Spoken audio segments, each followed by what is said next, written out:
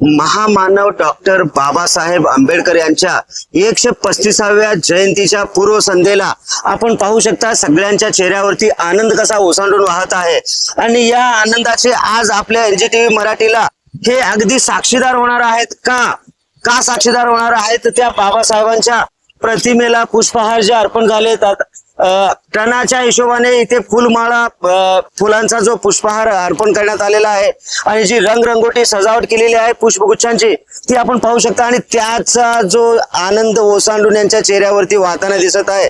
विशेष करून महिला वर्गांना जो 50% आरक्षण मिळालं आहे त्या संदर्भात आपण सगळ्यात आधी त्यांच्याशीच बोलूया। मी प्राध्यापक डॉक्टर अंजना अशोक गायकवाड। छान मॅडम, आपल्या ज्या ह्या प्राध्यापिका मॅडम आहेत यांच्याकडून आमच्यासारखे विद्यार्थी तयार झालेत। आज आम्ही त्यांनाच प्रश्न विचारतोय, आमच्यासाठी भाग्याचा क्षण आहे काय मित्रांनो।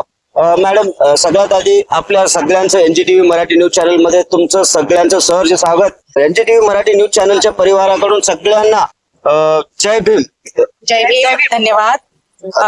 तुम्ही याकडे कशा प्रकारे पाहता? 135वी जयंती आहे, याकडे कशा प्रकारे पाहता? आम्हाला अतिशय आनंद होत आहे, कारण बाबासाहेबांची जयंती ही आमच्या मुक्तिदात्याचा जन्म सोहळा आहे।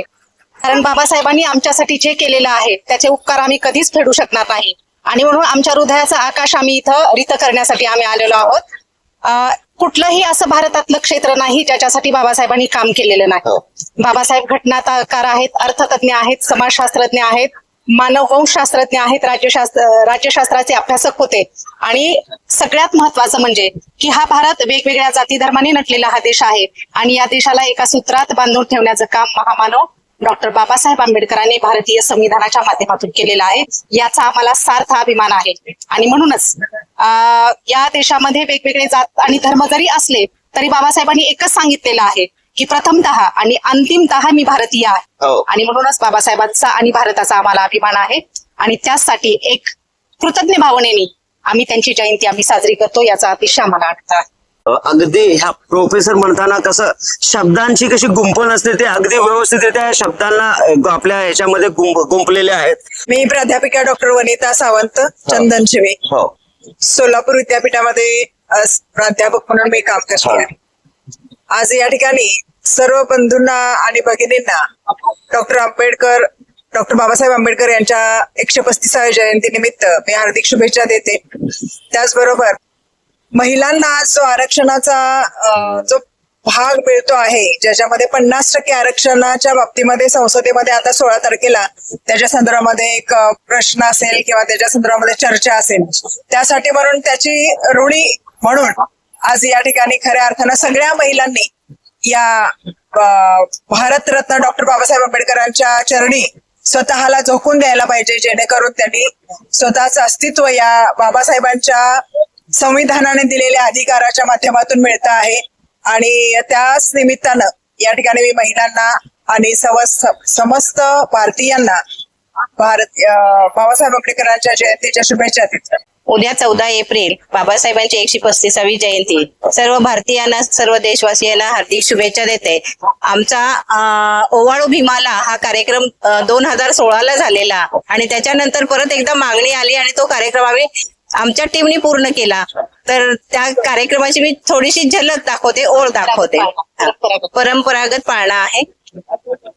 बाळा जो जो रे भीमसेना, बाळा जो जो रे भीमसेना, दलितांच्या उद्धरणा, बाळा जो जो रे भीमसेना, बाळा जो जो रे भीमसेना, 18 विष्ठेचा पाळणा, 18 विष्ठेचा पाळणा, त्यात झोपली भीमसेना, त्यात झोपली भीमसेना,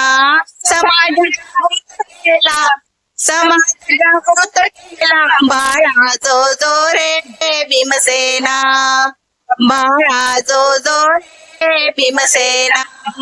जय भीम सर्वांना। माझं नाव सुकन्या रामणवर, मी बोधिवृक्ष फाउंडेशनची सदस्य आहे आणि आम्ही सर्वप्रथम सर्व भारतीयांना मी भीम जयंतीच्या शुभेच्छा देते आणि मला वैयक्तिकरित्या असं वाटतं की सर्व महिलांनी, विशेषतः महिलांनी या जयंतीमध्ये सहभागी व्हायला पाहिजे. जेव्हा तुम्ही बाबासाहेबांना वाचाल त्यावेळेसच तुम्हाला समजेल की बाबासाहेब काय आहेत, आणि त्यांनी आपलं सर्व महिलांसाठी ना की फक्त विशिष्ट जातीसाठी, त्यांनी सर्व महिलांसाठी काय योगदान दिलेलं आहे हे समजेल. आणि ज्यावेळेस तुम्ही वाचाल त्यावेळेस तुम्ही स्वतःहून जयंतीमध्ये सहभागी व्हाल. आणि बऱ्याच लोकांचा असा गैरसमज आहे की आम्ही फक्त जयंती नाचूनच साजरी करतो, तर तसं नाहीये. आम्ही जयंती वाचूनही साजरी करतो. बऱ्याच ठिकाणी आमच्या व्याख्यानमाला असतात, वक्तृत्व भाषण असतात, पुन्हा स्पर्धा परीक्षांची तयारी कशी करायची त्यावर मार्गदर्शन असते. आम्ही निसर्गासाठी देखील काम करतो. तसंच मी आणि ह्या माझ्या सदस्य आहेत, ह्या सर्व आम्ही बोधिवृक्ष फाउंडेशन मध्ये काम करतो. त्यामध्ये आम्ही आमचा ग्रीन बँक हा एक प्रोजेक्ट आहे. त्यामध्ये आम्ही जी अशी रोडच्या साईडला किंवा अशी घाणीमध्ये वगैरे आलेली किंवा अडगळीमध्ये आलेली जी झाडं असतात, किंवा ज्यांच्याकडे झाडे आहेत, आवड आहे पण जागा नाहीये, त्यांच्याकडून आम्ही ती झाडे कलेक्ट करतो. आणि मागच्याच वर्षी आम्ही सोलापूर विद्यापीठ येथे 1891 जी की बाबासाहेबांची साल आहे, तर ती झाडे आम्ही तिथे सोलापूर विद्यापीठामध्ये वृक्षारोपण केलेलं आहे. आणि विशेष म्हणजे 14 एप्रिल ही बाबासाहेबांची जन्मतारीख आहे.